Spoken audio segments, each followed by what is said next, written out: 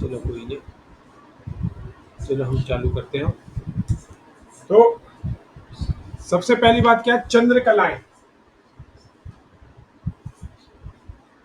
अब स्वास्थ्य जो है, ब्रह्मांड में जितने भी ग्रह हैं वो सभी के सभी हमारे स्वास्थ्य को प्रभावित करते हैं, ठीक है ना। चंद्र कलाओं का हमारे शारीरिक और मानसिक रोगों में क्या संबंध है, इसके जो है प्रत्यक्ष रूप से प्रमाण प्राप्त होते हैं। जो हमारी चंद्र कलाएं हैं,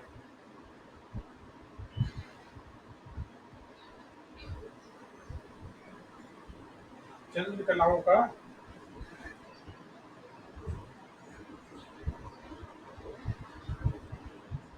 हमारे शारीरिक और मानसिक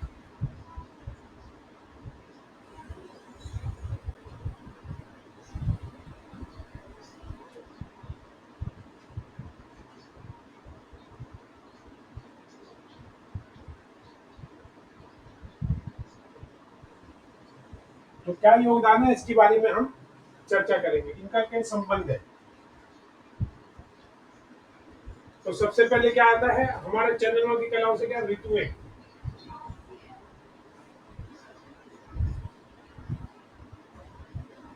एवं जलवायु परिवर्तन।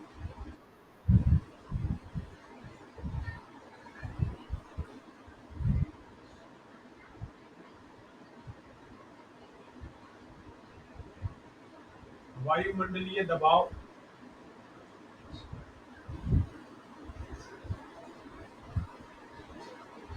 भूकंप एवं ज्वार भाटाओं की प्रक्रिया। ये तीन चीजें ऐसी हैं जिसका सूर्य एवं चंद्र से डायरेक्ट संबंध है। डायरेक्ट को हिंदी में क्या कहते हैं, प्रत्यक्ष।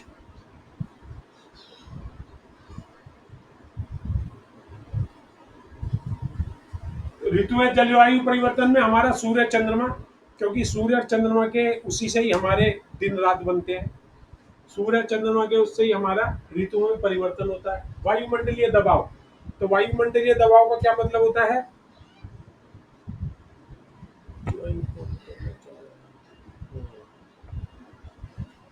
तो वायुमंडलीय जो दबाव होता है हमारा, वायुमंडलीय दबाव का भी हमारे चंद्रमा इसका कारक है।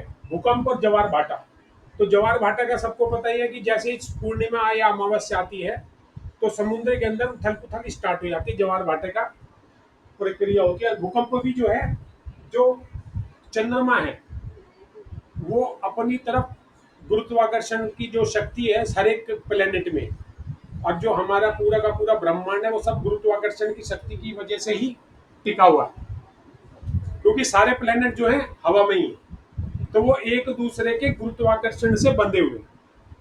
तो इसी बंधन में के साथ साथ हमारा जो है चंद्र जो है हमारा, उसकी भी गुरुत्वाकर्षण बहुत ज्यादा गुरुत्वाकर्षण शक्ति है चंद्रमा में भी।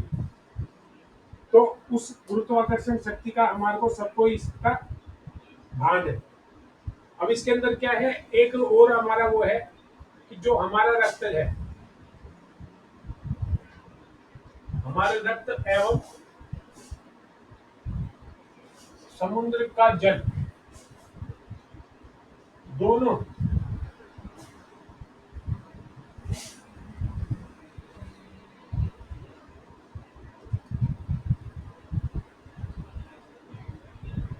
दोनों में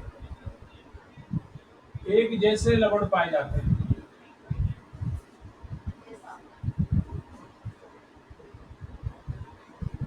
तो जो हमारा रक्त जो है वो उसमें जितने लवण है वही लवण समुद्र के उसमें पाए जाते हैं, जिसमें 80% जो है हमारा सोडियम, 4% कैल्शियम,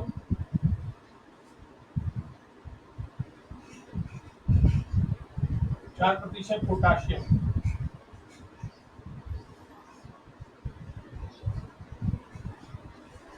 और जो मैग्नीशियम है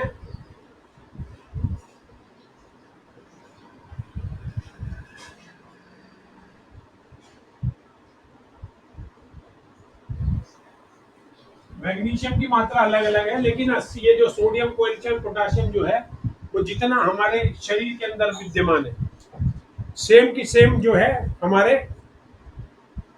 समुद्र के जल में भी विद्यमान है। तो रक्त और समुद्र के जो जल के लवण हैं, इसका योग समानता होने की वजह से जो चंद्रकलाएं जिस प्रकार समुद्र के तल को असंतुलित कर देती है, ज्वार भाटा पैदा करती है ना। तो जैसे समुद्र में ज्वार भाटा होता है,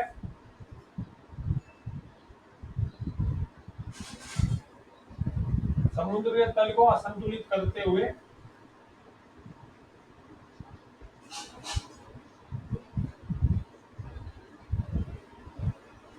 ज्वार भाटा,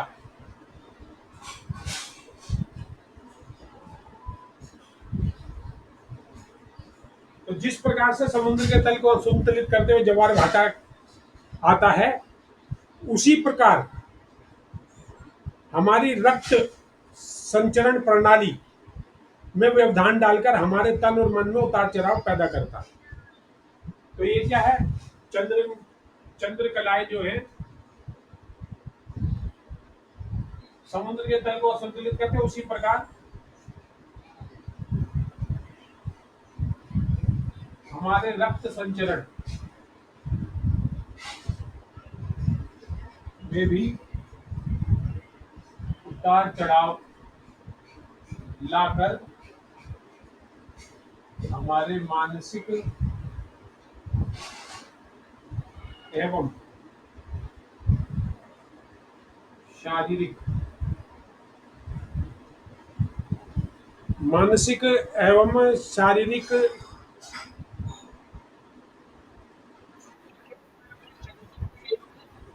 समुद्र के तल को असंतुलित कर ज्वार भाटा उत्पन्न करता है, उसी प्रकार हमारे रक्त संचरण में भी उतार चढ़ाव लाकर हमारे मानसिक और शारीरिक मन और तन में उतार चढ़ाव पैदा करता है।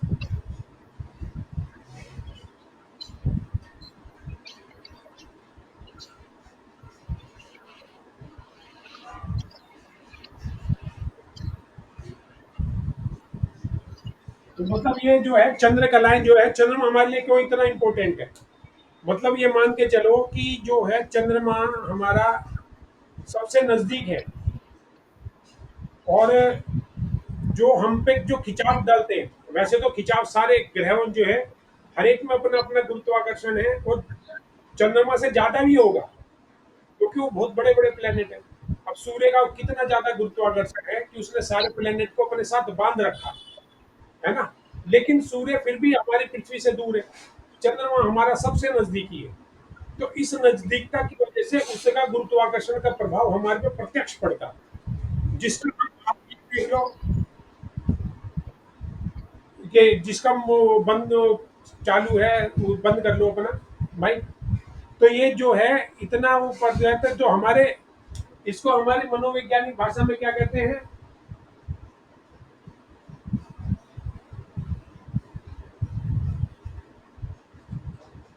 संवेग, उद्वेग और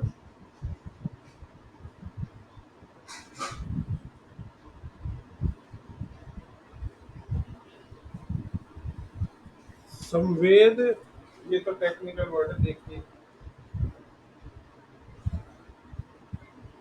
आवेग एवं उद्वेग। तो जो हमारे शरीर में जो उतार चढ़ाव पैदा करते हैं उसको संवेग, उद्वेग और आवेग कहते हैं। तो ये सारी चीजें जो है हम प्रत्यक्ष देख सकते हैं कि जब हमारे शरीर में, अब इसके अंदर ये देखो कि जो पूर्णिमा के अंदर जो चंद्रमा है वो इतना वो पैदा कर देता है गुरुत्वाकर्षण शक्ति कि जो 4,000 टन वाला जो जहाज है उसका 1 पौंड वजन कम हो जाता है। मतलब उसको पृथ्वी पर जो या जल में जो उसका प्रेशर होता है, जो उसका वजन होता है, वो इतना खिंचाव होता है कि 4 पौंड, 1 पौंड, 1 पौंड का मतलब 800-900 ग्राम होता है। मतलब है तो कम ही चीज है, लेकिन अगर उस कमी को अगर हम देखें कि सूक्ष्म प्रभाव तो दिखता है मापक यंत्र के अनुसार, लेकिन वो जो खिंचाव समुद्र में ज्वार भाटा के आधार पे होता है ना, समुद्र की लहरें तो बहुत ऊपर उठ जाती हैं और वायुमंडल में संक्षोभ और भूकंप जैसी घटनाएं उत्पन्न होती हैं। तो मतलब कहने का क्या है कि जो भूकंप है और जो भूकंप हो गया और संभोग हो गया सक्षम, मतलब जो वायुमंडल में जो कभी कभी वो नहीं होती, क्या कहते हैं उसको, ये टोर्नेडो वगैरह आते हैं, तो वो सारी चीजें जो है वायुमंडल के सक्षोभ के अंतर्गत वो आते हैं। और समुद्र का जो ज्वार भाटा होता है वो आपको पता ही है, वो तो हर एक को पता है ज्वार भाटा के बारे में। और भूकंप भी जो है इसी की वजह से आते हैं, क्योंकि वो अपनी तरफ खींचता है, तो उसके अंदर जैसे पृथ्वी में थोड़ा सा बहुत वो छोटे मोटे परिवर्तन होते हैं, तो उससे ज्वार भाटा उत्पन्न हो जाता है। तो चंद्रमा का जो ये हिसाब है जिससे ज्वार भाटा उत्पन्न हो रहा है ना, भूकंप उत्पन्न हो रहा है, भूकंप हो गया, ज्वार भाटा हो गया, वायु विक्षोभ, वायुमंडलीय दबाव हो गया, तो ये सारी चीजों पे जब चंद्रमा प्रभाव डालता है, सेम उसी प्रकार से हमारे शरीर पे भी जो खिंचाव होता है, अब उसमें क्या होता है, जो हमारे शरीर में खिंचाव होता है तो जो हमारी रक्त संचार प्रणाली है उसमें व्यवधान डालता है। तो अब इस खिंचाव के पड़ने से क्या होता है, शरीर की जो हमारी कोशिकाएं होती हैं, वो कोशिकाएं हमारे शरीर से उसको लड़ती हैं कि भाई वो उसको ना कर पाए। तो वो क्या है, उस जो चंद्रमा अपनी शक्ति से वो करता है, और उसका प्रत्युत्तर देते हुए जो हमारी कोशिकाएं वो उसका प्रत्युत्तर करती हैं, तो इनमें आपस में मुकाबला होता। तो इस मुकाबले के दौरान जो हमारे जो शरीर की बनने की जो प्रक्रिया है उसके अंदर थोड़ा बहुत व्यवधान पड़ता, और जिसका मानसिक संतुलन कम, जिसका चंद्रमा कमजोर है, तो उसको मानसिक उद्वेग हो जाता। आप ये देखोगे कईयों को क्या होता है कि पूर्णिमा वाले दिन जो है सर भारी भारी रहता है कईयों का, और अमावस्या वाले दिन वो जो है डिप्रेशन में चला जाता है, जिसका चंद्रमा ज्यादा खराब होता है। और इसकी जो हम झलक जो है मानसिक रोग वाले डिपार्टमेंट में देख सकते हैं कि ये जो हमारी पूर्णिमा, अमावस्या और अष्टमी, अष्टमी में क्या त्रिकोणीय वो पड़ता है। अब जैसे ये हमारा, ये मान के चलो जैसे ये हमारा चंद्रमा का चक्र है, इसमें एक यहाँ पूर्णिमा आएगा, यहाँ पे अमावस्या आएगा, और बीच में यहाँ पे अष्टमी आती है। तो ये तो सीधा सीधा है, ये कोणीय इसका वो आ जाता है, तो कोणीय असर भी इसको हमारे को पड़ता है। इसलिए अष्टमी जो है, हमारे ऋषि मुनियों ने क्या करा कि आदमी को पूर्णिमा, अमावस्या और अष्टमी इसका विशेष व्रत अनुपालन करते हुए प्रभु का नाम लेते हैं। इससे क्या होता है, व्यक्ति का जो मानसिक संतुलन है वो बना रहे। तो इसलिए आप देखोगे कि अष्टमी पे दुर्गा की पूजा की जाती है, क्यों, कि हमारे शरीर को प्रबलता प्राप्त हो। और पूर्णिमा देवताओं की मानी जाती है और अमावस्या पितरों की मानी जाती है ना, क्योंकि अमावस्या पे अवसाद उत्पन्न होता और पूर्णिमा पे विक्षोभ होता, अंदर से जो है बढ़ती है। तो पूर्णिमा पे क्या देवताओं की पूजा करके उसको थोड़ा सा हम कंट्रोल करने की कोशिश करते हैं, पितरों को समर्पित करके कि प्रभु हम आपके वो है।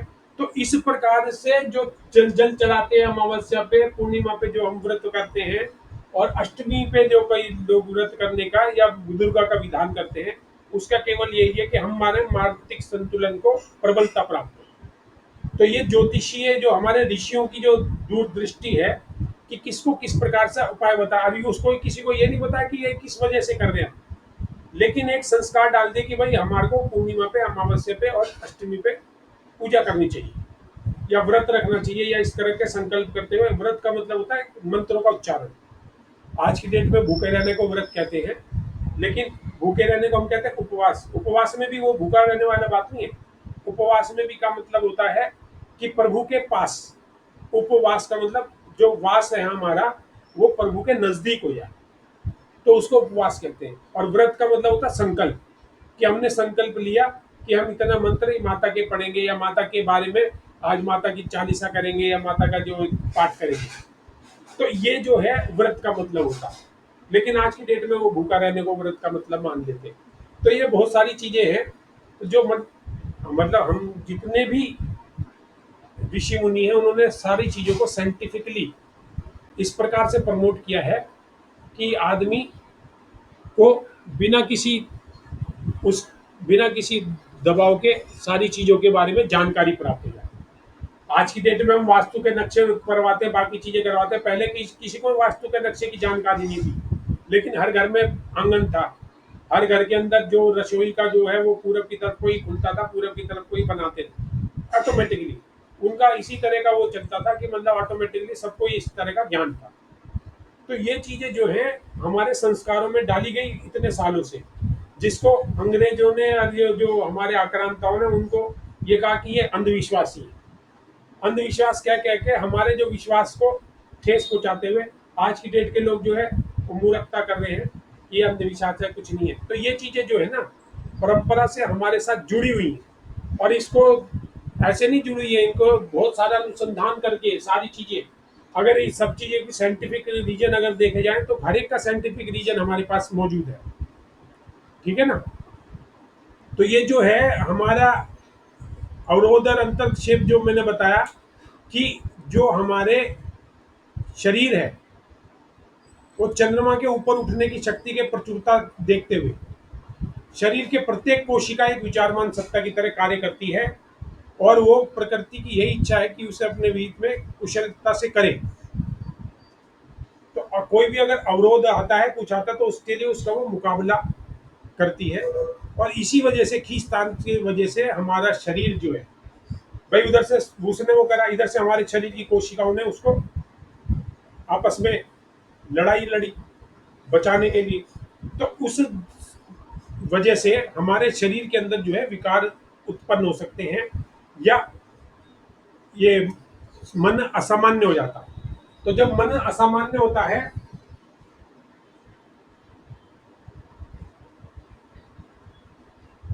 कोशिकाओं एवं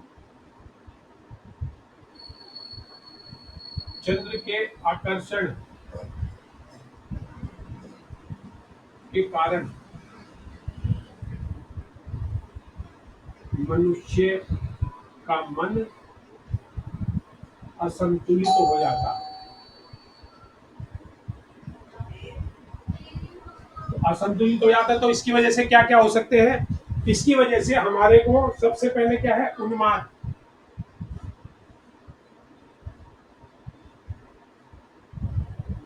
मिर्गी। तो ये जो है मानसिक रोग है हमारे।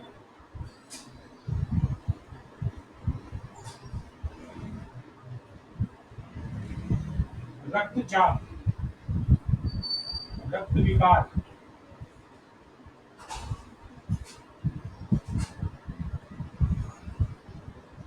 तथा नाड़ी रोग, ये हमारे शारीरिक रोग हो जाते हैं। तो इस प्रकार से जो है ये हमारा रक्तचाप का मतलब बीपी वगैरह वो अप डाउन होता आता है। ठीक है ना। और रक्त विकार का मतलब, क्योंकि रक्त और समुद्र, जैसे समुद्र में विक्षोभ होता है उसी प्रकार हमारे रक्त में भी होता है। तो कोशिका इधर उधर लड़ती तो है, लेकिन थोड़ा सा, क्योंकि जब लड़ाई होती है तो कहीं पर भी अगर युद्ध होता है तो टेंशन बढ़ जाती है। तो इसी प्रकार से चंद्रमा के जो गुरुत्वाकर्षण शक्ति और हमारी कोशिकाओं की जो रेड ब्लड सेल है या वो जो व्हाइट ब्लड सेल है वो आपस में जब गुत्थम गुत्था होती है तो एनर्जी निकलेगी, और उससे क्या है, मन या शरीर में असंतुलन पैदा होता है, टेंशन पैदा होती है। तो उस टेंशन की वजह से हमारा रक्तचाप, रक्त विकार और नाड़ी रोग, नाड़ी से संबंधित रोगों की उत्पत्ति होती है, और इसी प्रकार से उन्माद और मिर्गी। तो ये मानसिक रोगों की उत्पत्ति होती है। इस प्रकार से जो है हमारे शारीरिक और मानसिक रोगों की वजह से हमारा मुख्य उत्पादक कौन है, चंद्रमा। तो बाकी ग्रहों की स्थितियों के हिसाब से भी प्राणी को मानसिक और शारीरिक क्रियाओं के साथ संबंध बनता है, लेकिन सबसे ज्यादा संबंध हमारा चंद्रमा के हिसाब से बनता है। तो इसके लिए क्या है, इसमें भी शोध की आवश्यकता है कि हमारा को किस किस ग्रह से क्या क्या इम्पैक्ट पड़ता है या चंद्रमा का इम्पैक्ट किस प्रकार से हमारा है, उस पर अगर वैज्ञानिक शोध भी हो आज की डेट में भी, और ज्योतिष में भी, तो ज्योतिष में शोध की बहुत आवश्यकता है। क्योंकि ज्योतिष में जो हम करते आ रहे हैं, देखो जो चीज हमारे पीछे से है, यदि हम उसको प्रामाणिकता से उसका रखें समाज के आगे या विश्व के आगे, तो हमारी ज्योतिष की जो धारणा वो मजबूत होगी। जितना शोध हमारा आयुर्वेद में और वेद जो तुम्हारा मेडिसिन वाली फील्ड में हुआ है, अगर इसी प्रकार से अगर ज्योतिष की फील्ड में शोध हो, तो ज्योतिष की ऐसे नियम कानून बन के आएंगे, उसका ऐसा उपाय उपाय हम कर पाएंगे कि लोगों को बीमारी का हम पहले से ही सीख कर सकते हैं। तो ये जो है हमारा बहुत उपयोगी सिद्ध हो सकता है इस चीज को। तो ये हमारे को देखना चाहिए और आगे इसका हमें ध्यान रखना चाहिए। तो ये जो है हमारे चंद्रकलाएं रोग के बारे में जो है आज हमने थोड़ा सा चर्चा करी है। अब इसमें हम और भी आगे बढ़ते हैं। अगला हमारा टॉपिक आ जाता है रोग उत्पत्ति के कारण।